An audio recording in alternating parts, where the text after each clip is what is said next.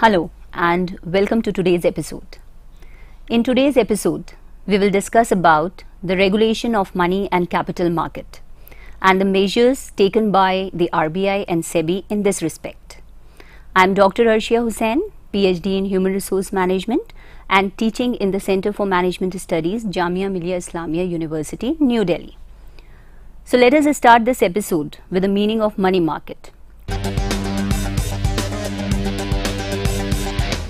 Money market can be defined as a market for short-term loanable funds and financial assets that are near substitutes for money.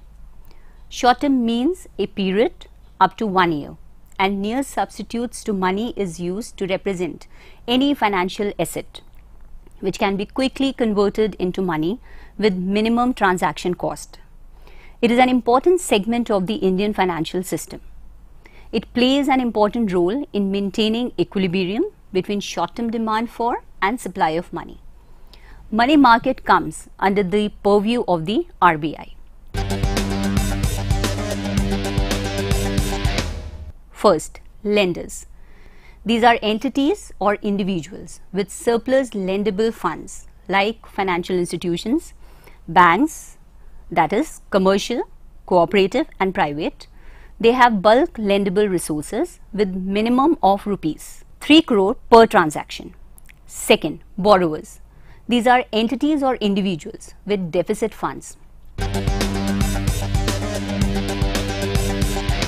First, money market operations are for short-term funds. Second, it deals with call money, notice money, repos, term money, treasury bills, commercial bills, certificate of deposits, commercial papers and so on. Third point, money market is liquid. It can be turned over quickly at a low cost. Fourth point, money market maintains equilibrium between short-term demand for and supply of money. Fifth point, money market can be considered as a source of working capital finance for the industry. Sixth point, money market is impersonal in character so that competition is relatively pure. Seventh point, a network of large number of participants deal in the money market. Eighth point, money market is a wholesale market since the volume of funds traded in the market is very large. Ninth point, the functions in the money market require the service of skilled professionals. 10th point, the trading in money market takes place over telephones which are followed by written contract confirmations. 11th point, money market transactions are generally settled the same day. The money market instruments are call money. Call money is the shortest form of funds.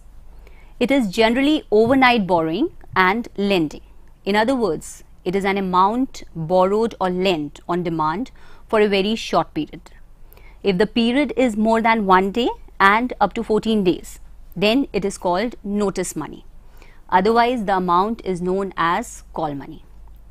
The minimum period is 2 days. Features of call money market. First point, the call money market facilitates the banks and institutions to meet their day-to-day deficits and surpluses of money. Second point, only scheduled commercial banks, cooperative banks and primary dealers are permitted to participate in call money market. Third point, the interest rates in the call and notice money market is determined by the demand and supply factor. Fourth point, the participants in call money market are free to decide the interest rate. Fifth point, it serves as an outlet for deploying funds on short-term basis to the lenders having a steady inflow of funds. Commercial bills are short-term, negotiable and self-liquidating financial instruments. The risk factor is very low. The seller of goods draws these bills on the buyer for the value of the goods delivered. These are bills of exchange. The seller's bank usually sends the bill to the buyer's bank for delivery of the documents of title to goods like lorry receipt or railway receipt against acceptance of the bill by the buyer. The buyer's bank will get the signature of the buyer on the bill of the exchange and also add their signature before delivery of the documents to the buyer. The co-accepted bills are known as commercial bills, and co-accepted bill will be sent to the seller. If the seller is in need of funds, then he can discount the bills with the seller's banker, who can rediscount the bill in the commercial bill discount market. A certificate of deposit, that is CD, is a marketable receipt of funds deposited in a bank for a fixed period. They are negotiable money market instruments which are issued in a dematerialized form for a specific period of time. They are freely transferable by endorsement and delivery. It is subject to stamp duty like the usance of promissory notes.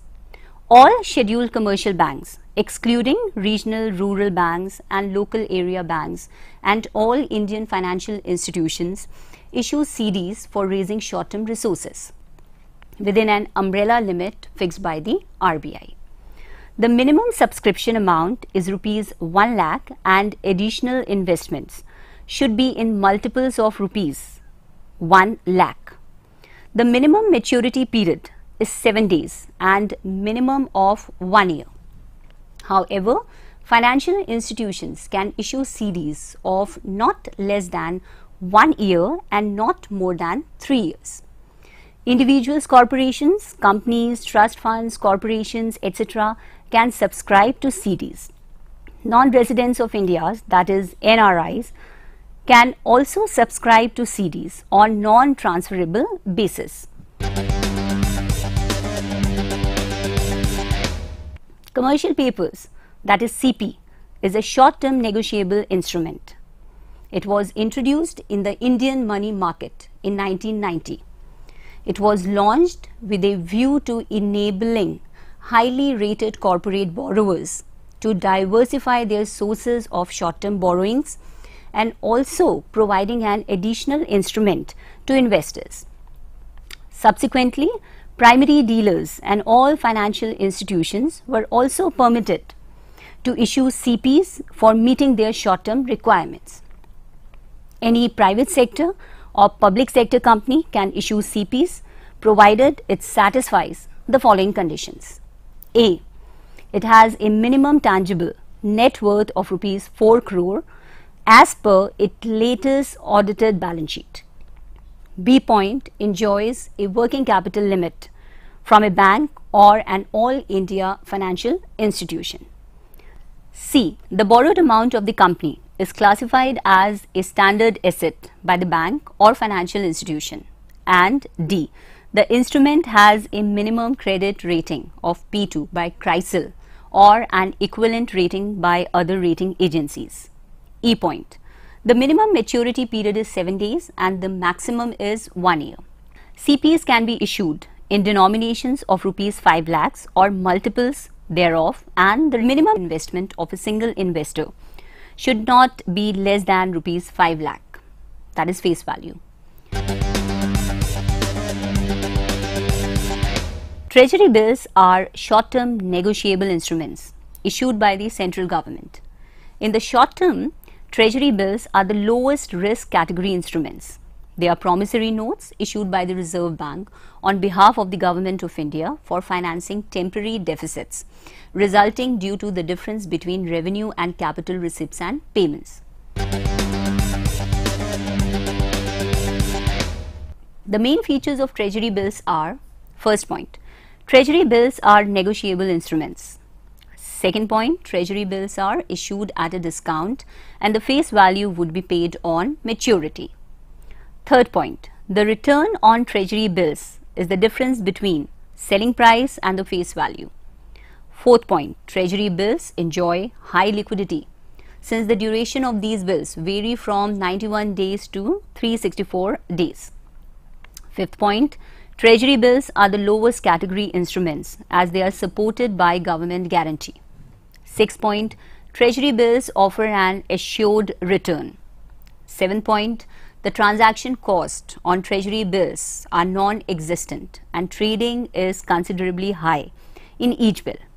Eighth point, the purchase and sale of these bills are done through auctions and are settled through SGL, that is Security General Ledger account with the RBI.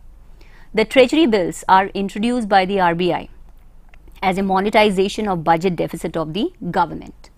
These bills are sold through bid process. There are four types of Treasury bills. First, 14-day Treasury bill with a maturity period of 14 days. Its auction is on every Friday of every week. The notified amount for this auction is rupees 100 crores. Second, 91-day Treasury bill with a maturity period of 91 days. Its auction is on every Friday of every week. The notified amount for this auction is rupees 100 crores. 182 days Treasury bill with a maturity period of 182 days are also available.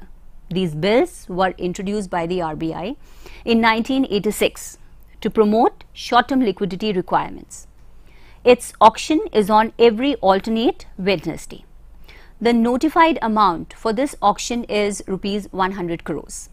Fourth, 364-day Treasury bill with a maturity period of 364 days. 364-day Treasury bill was introduced by the Government of India in 1992 to stabilize the monetary market. These bills are sold through fortnightly auctions conducted by the RBI. The notified amount for this auction is rupees 500 crores. Treasury bills of 364 carry a higher yield and have better liquidity and safety. First, there is a lack of integration between organized and unorganized sector. Second, multiple rate of interest exist in Indian money market, leading to confusion among the investors. Third, Indian money market faces shortage of insufficient funds or resources. Fourth point, investment instruments such as Treasury bills, commercial bills, certificate of deposits, commercial papers, etc. are inadequate. Fifth point, the scope of commercial bills is limited since a large number of transactions are preferred in the cash form. Sixth point, the banking system suffers from major weaknesses such as NPAs, huge losses and poor efficiency. Thus, absence of the organized banking system is a major problem for Indian money market. Seventh point, there are less number of dealers who can act as mediators between the government and the banking system. Lesser number of dealers leads to the slow contact between the end lender and end borrowers. The RBI is the supreme authority in the money market. It has the powers to regulate, coordinate and guide the money market. The Government of India appointed a committee under the chairmanship of Sukhamoy Chakravarti in 1984 to review the Indian monetary system. Various other committees such as Narayanan, Waghul Working Group and Narsimham Committee was also set up. The Waghul Committee had submitted its recommendations on 1st January 1987 based on the recommendations submitted by the group. The RBI has taken several steps to develop money market. The following measures are recently taken by the RBI to strengthen the market. First point, the RBI has taken steps to promote the discount and finance house of India in order to increase the liquidity of the money market. Second point, the RBI permitted in 1991 to set up money market mutual fund by the scheduled commercial banks and their subsidiaries. This mutual fund would provide additional short-term funds to the money market. Third point, the RBI introduced an effective interest rate on bill discounting in April 1987. The ceiling rate has also been raised from 11.5% to 12.5%. Fourth point, the RBI has been taking several steps to increase the players in the bill rediscounting market. Fifth point, the RBI has been introducing several treasury bills in the money market. In 1987, 182 days treasury bills. In 1992 to 93, 364-day TVs were introduced. These bills were taken into consideration for SCR. Sixth point, the RBI had been taking total deregulation of money market interest rates with effect from 1/5/1989. Seventh point, the RBI permitted the CDs into the money market in June 1989. Eighth point, the RBI liberalized the credit authorization in July 1987. Ninth point, the RBI also promoted DFHI, that is Discount and Finance House of India, in order to increase the liquidity of the money market instrument. 10th point, as a result of various measures taken by the RBI, the money market became more organized and diversified. The capital market is the market for long-term loanable funds. The capital market is divided into primary and secondary markets. Primary market is a market for new issues of shares, debentures and bonds. The investor applies directly to the issuer for allotment. They pay application money to the issuer's account. The transactions in the primary market result in new capital formation. First, issuers. Second, instruments. Third, intermediaries. Fourth, investors. First, issuers. The corporations, government or mutual funds are the issuers. They start the whole process of raising funds. Funds are raised through public issues, right issues or through private placements and preferential allotments. Second, instruments. The means through which issuers raise funds are called instruments. Debentures, equity shares, warrants, etc. are examples of instruments. Third, intermediaries. They are people who facilitate the flow of funds from a person having excess funds to the person who needs it. They help issuer in raising funds by issuing securities through selected instruments. Fourth, investors. People who invest their surplus money in securities are called investors. The investor may be an individual, corporate, financial institution, foreign institutional investor, etc.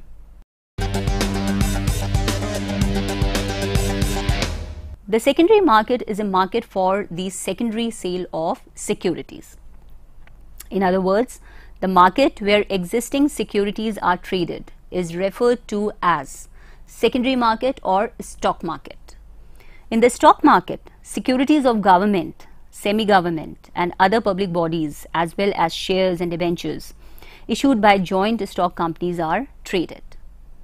In the words of C.W. Jestenberg, stock exchanges are organized auction markets where buyers and sellers come together through their brokers to effect transactions in securities admitted to listing on the exchange. The Securities Contracts Regulation Act 1956 defines a stock exchange as an association, organization or body of individuals, whether incorporated or not, established for the purpose of assisting, regulating and controlling business in buying, selling and dealing in securities. Thus, a stock exchange is an organization which provides a market for second-hand securities that have been listed thereon. Stock exchanges in India operate with due recognition from the government under the Securities Contract and Regulations Act of 1956. The market functions from the trading flows of stock exchanges.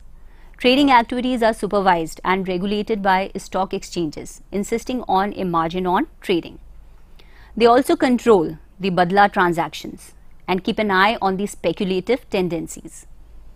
The stock exchanges ensure proper delivery of scripts and prompt settlement of claims by brokers. It is the barometer measuring the investor mood and shareholders' wealth, maximization capacity of companies. The stock exchange performs the following functions and services. First, ready market for securities. The stock exchange provides a ready and continuous market for purchase and sale of securities. It ensures free transferability of securities. It ensures liquidity of investment in securities. Second, promotion of capital formation. The stock exchange provides linkage between the savings in the household sector and the investment in corporate economy. Third, safeguard for investors. A stock exchange ensures fair dealings in securities through its rules and regulations. A strict adherence of rules and regulations and additional restrictive measures imposed on stock exchanges by legislation protect the interest of investors as well as society. Fourth, barometer of business standing. A stock exchange serves as a barometer not only of the state of health of individual companies but also of the overall business situation, the climate for investment and the state of the economy as a whole. Fifth, proper canalization of capital. A stock exchange not only mobilizes capital but also directs it to most profitable and productive channels.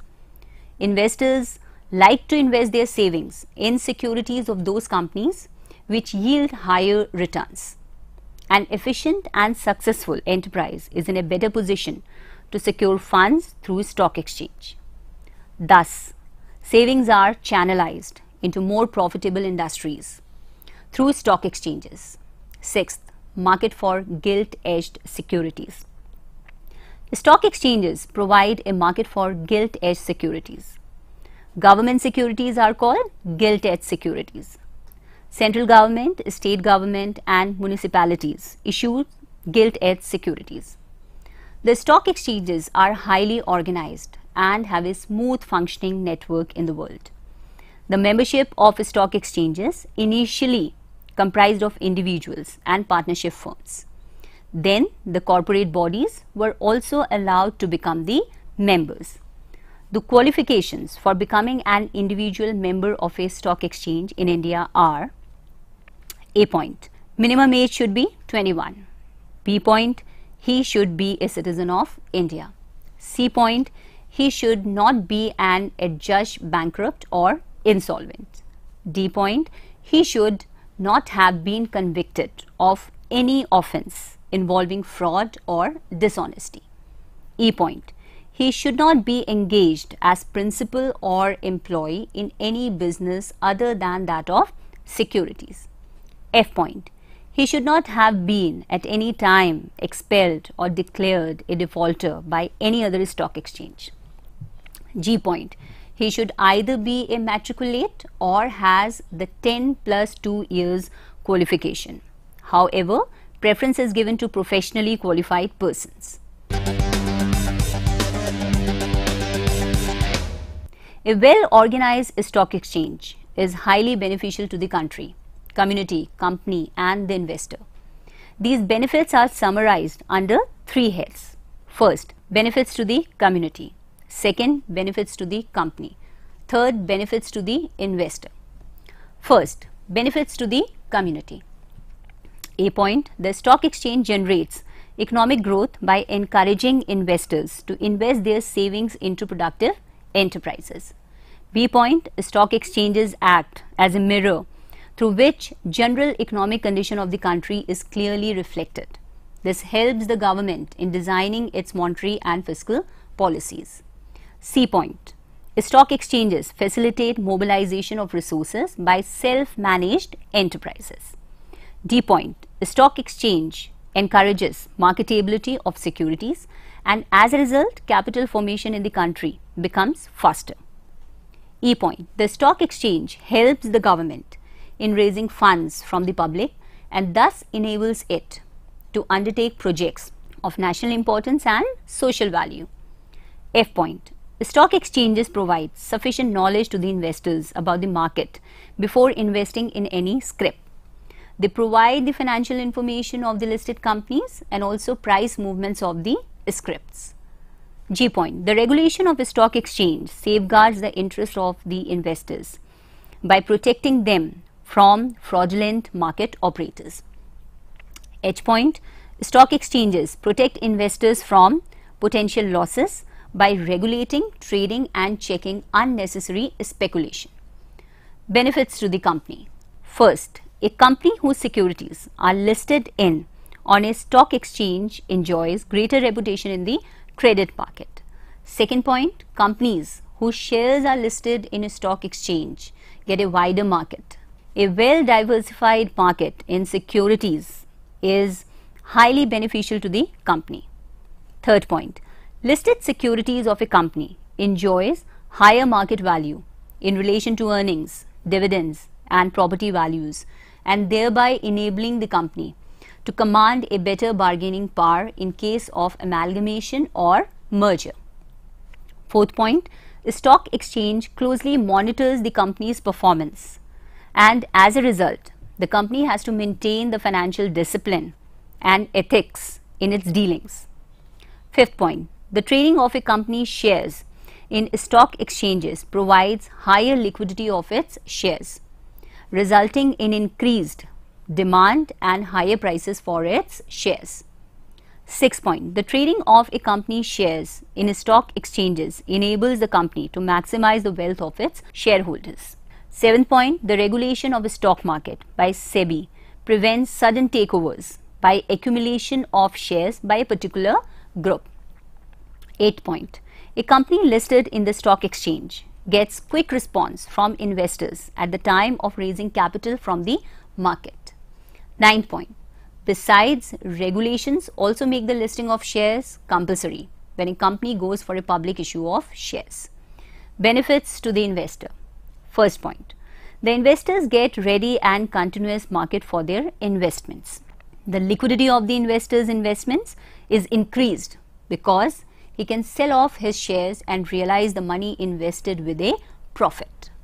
Second point, the investor enjoys security in respect of his investments because of the strict rules and regulations of the stock exchange. Brokers who deal in listed securities are considered to be more honest.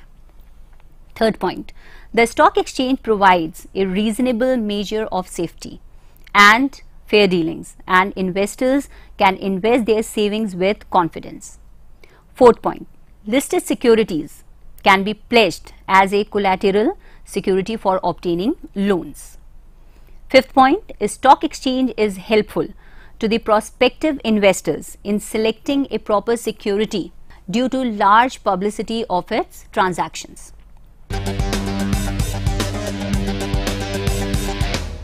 All stock exchanges were subject to self-regulation from their own management bodies, that is, Board of Governors, till 1956. However, after that, it is changed to three-tier regulation. First, Constitution of India lists the subject of stock exchanges and future markets under the exclusive authority of central government. Central government through Ministry of Finance regulates the stock exchanges primarily through Securities Contract Regulation Act of 1956, which is known as SCRA. Second point, the Securities and Exchange Board of India, SEBI, also regulates the stock exchanges in order to protect the interest of investors and to promote the development of security markets in India. Third point, in addition, all stock exchanges have their own separate rules, bylaws and regulations which are exercised through their governing councils. The central government also set up an apex body called the Securities and Exchange Board of India, that is SEBI, which is headed by a chairman. The government is also empowered to nominate 4 members to constitute top management team of SEBI. This body acquires a wide power under the SEBI Act 1992. Since then, the SEBI has issued various rules, regulations and guidelines for promoting, developing and stabilizing and strengthening the security markets in India. The SEBI's efforts to bring reform in the capital market in future will be directed. First, to achieve full implementation of corporate governance framework. Second, to strengthen the rolling settlement system. Third point, to strengthen the clearing and settlement system and speed up the process of dematerialization and dematerialized trading. Fourth point, to set up a risk management group to refine the existing margining system in order to reduce the transaction cost without affecting the safety. Fifth point, to encourage wider use of internet for trading and other activities in the securities market. Sixth point, to bring uniform bylaws for stock exchanges. Seventh point, to increase the role of venture capital funds. Eighth point, to strengthen the process of book building. Ninth point, to implement derivative trading on the exchanges. 10th point, to upgrade and widen the disclosure norms for the protection of the investors. 11th point, to strengthen the inspection and monitoring system at the stock exchanges.